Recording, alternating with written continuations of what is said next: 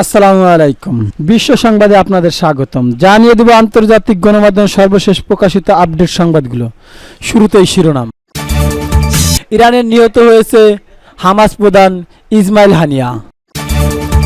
জানিয়ে দিব কারা হত্যা করল ইসমাইল হানিয়াকে, যা বলল হামাস। আরও জানিয়ে দিব বৈরুতে ইসরায়েলি হামলা নিহত ৩। সর্বশেষ জানিয়ে দেব ওমরা পালনের ৬টি জিনিস বাধ্যতামূলক রাখার নির্দেশ দিলেন সৌদি আরব। ইরানের নিহত হয়েছে হামাস প্রধান ইসমাইল হানিয়া। এবার শুন বিস্তারিত।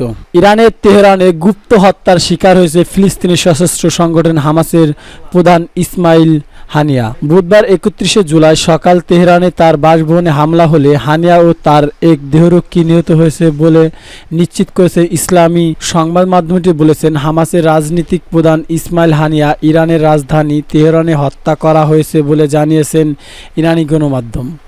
ইসলামী রেভলিউশনারি গার্ড কর্পোরেশনের বিবৃতিতে হামাস নেতার মৃত্যুর ফিলিস্তিনি জনগণ, মুসলিম বিশ্ব প্রতিরোধের ফ্রান্সের যোদ্ধাদের প্রতি সমবেদনা জানানো হয়েছে।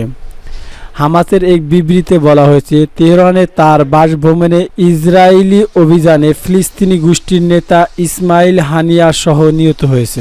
এর আগে মঙ্গলবার হানিয়া ইরানের নতুন রাষ্ট্রপতি অভিষেকের অনুষ্ঠান যোগ দিয়েছিলেন এবং ইরানের সর্বোচ্চ নেতার সঙ্গে দেখা করেন। চলতি বছর হামাসের রাজনীতি প্রধান হিসেবে পুনর্নির্বাচন হন ইসমাইল হানিয়া। ২০১৭ সাল থেকে হামাসের প্রধান হিসেবে দায়িত্ব পালনকারী হানিয়া গাজা, ইসরায়েলে অধিকৃত পশ্চিম তীর এবং প্রবাসে হামাসের রাজনৈতিক কার্যক্রম নিয়ন্ত্রণ করে আসছিলেন।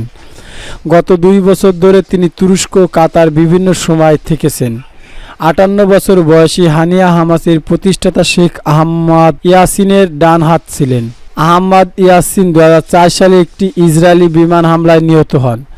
২০০৬ সালে ফিলিস্তিনি সংসদ নির্বাচনে হামাসের আশ্চর্যজনক বিজয়ের সময় হানিয়া সংগঠন রাজনৈতিক নেতৃত্ব দেন। ওই নির্বাচনে প্রেসিডেন্ট মাহবুব আব্বাসের নেতৃত্বাধীন ফাতাহ পার্টিকে পরাজিত করেছিলেন হামাস। কারা হত্যা করলো ইসমাইল হানিয়াকে, যা বললেন হামাস। এবার শুন বিস্তারিত। ইরানের রাজধানী তেহরানে গুপ্ত হত্যার শিকার হয়েছে ফিলিস্তিনি সশস্ত্র সংগঠন হামাসের প্রধান ইসমাইল হানিয়া।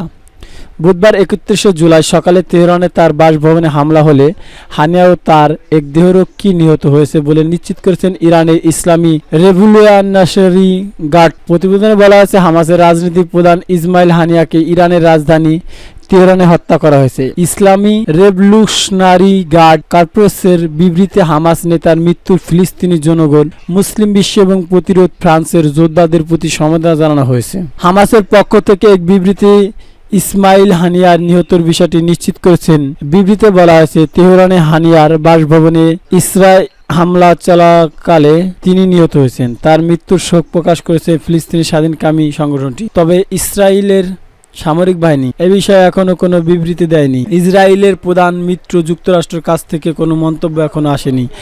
এর আগে মঙ্গলবার হানিয়া ইরানের নতুন রাষ্ট্রপতি অভিষেকে অনুষ্ঠানে যোগ দিয়েছেন এবং ইরানের সর্বোচ্চ নেতার সঙ্গে দেখা। চলতি বছর হামাসের রাজনীতি প্রধান হিসেবে পুনর্নির্বাচন হন ইসমাইল হানিয়া।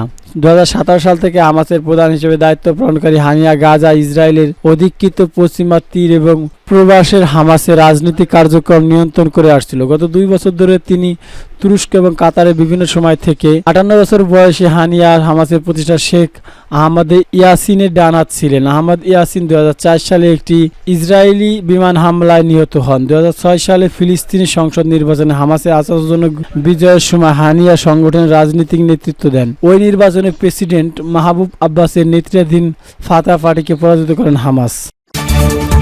বৈরুতে ইসরায়েলে হামলা, নিহত ৩। এবার শুন বিস্তারিত। লেবাননের রাজধানী বৈরুতে বিমান হামলা চালিয়ে ইসরায়েল স্থানীয় সময় মঙ্গলবার সন্ধ্যা ৭:৩০টার দিকে বৈরুতের দক্ষিণ উপকণ্ঠে এই হামলা চালানো হয়। হামলার বিষয়টি স্বীকার করেছে ইসরায়েল।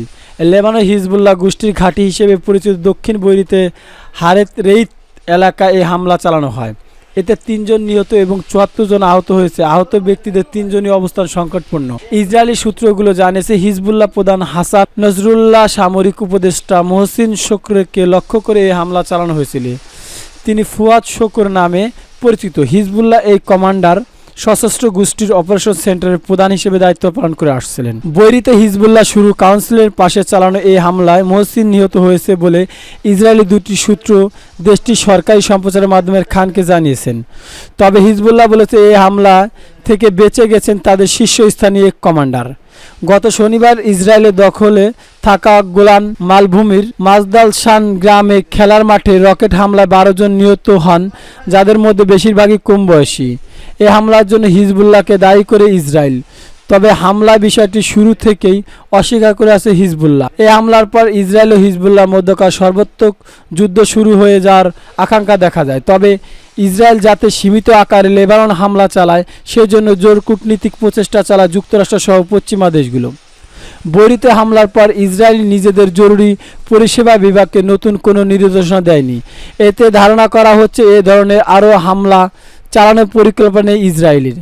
দেশটির চ্যানেল 12 টিভি নামক প্রকাশ না করে এক কর্মকর্তা উদ্ধৃত করে বলেন, হিজবুল্লাহর সঙ্গে সর্বাত্মক যুদ্ধ চায় না ইসরায়েল। এক্ষেত্রে হিজবুল্লাহ কী জবাব দেয় তার উপর নির্ভর করে ক্রমবর্ধমান উত্তেজনার কোন দিক মোড় নেয়। গোলান মালভূমিতে চালানো হামলার জবাব বৈরিতে হামলার মাধ্যমে ইতি টানার কথা ভাবছে ইসরায়েলি সামরিক বাহিনী। এদিকে বৈরিতে হামলাকে ইসরায়েলের সুস্পষ্ট আগ্রাসন আখ্যা দিয়ে এর নিন্দা জানিয়েছেন লেবাননের প্রধানমন্ত্রী নাজিব মিকাতি। এ হামলাকে অপরাধমূলক কর্মকাণ্ড এবং আন্তর্জাতিক আইনের লঙ্ঘন বলে মন্তব্য করেছেন তিনি। ওমরা পালনের 6 জিনিস বাধ্যতামূলক রাখার নির্দেশনা সৌদির। এবার শুন বিস্তারিত। সৌদির হজ ও ওমরা মন্ত্রণালয় জানিয়েছেন যেসব মুসলিম ওমরা পালন করতে চান তাদের সঙ্গে বাধ্যতামূলক 6টি জিনিস রাখা নির্দেশনা দিয়েছে। তারা বলেছেন সৌদির ভিতরে ও বাইরে থেকে যারা ওমরা করতে আসবেন তাদের ব্রিফ কেসে যেন নির্দেশনা উল্লেখিত 6টি জিনিস থাকে। এতে করে তাদের ওমরা পালন করা অনেকটা সহজ হবে। সেগুলো হলো পরিচয়পত্র, পাসপোর্ট, জরুরি যোগাযোগ ফোন নম্বর, একটি মোবাইল চার্জার, দোয়া দুরুদের বই, প্রয়োজনীয় অর্থ এবং মক্কা ও মদিনার ম্যাপ। বছরের যে কোনো সময় যে কেউ ওমরা পালন করতে পারেন। ইসলাম ধর্মের সবচেয়ে পবিত্র নগরী মক্কা অবস্থিত কাবা শরীফ তাওয়াফের মাধ্যমে ওমরা করা হয়। ওমরা পালন শেষে বেশিরভাগ মানুষ আরেক পবিত্র শহর মদিনা যান, যেখানে তারা মহানবী হযরত মুহাম্মদ সাল্লাল্লাহু আলাইহি ওয়াসাল্লাম রওজা শরীফ দেখা সহ বিভিন্ন নির্দেশনা প্রত্যক্ষণ করেন। হজ মৌসুমী শেষে গত মাস থেকে আরও শুরু হয় ওমরার সময়। হজের সময় কাউকে ওমরা করতে দেওয়া হয়। এই বছর প্রায় 18 লাখ মুসলিম হজ পালন করেছে, তবে এবারে হজের অব্যবস্থাপনা ও দাবদাহের 1000-এর বেশি। এদিকে ওমরা পালন সহজ করে দিতে সৌদি আরব বিভিন্ন উদ্যোগ নিয়েছে। এর অংশ হিসেবে ব্যক্তিগত ভ্রমণ এবং পর্যটক ভিসাধারী সবাইকে ওমরা করার সুযোগ দিয়েছে দেশটি। এর ফলে শুধুমাত্র ওমরা ভিসার জন্য কাউকে আর অপেক্ষা করতে হয় না।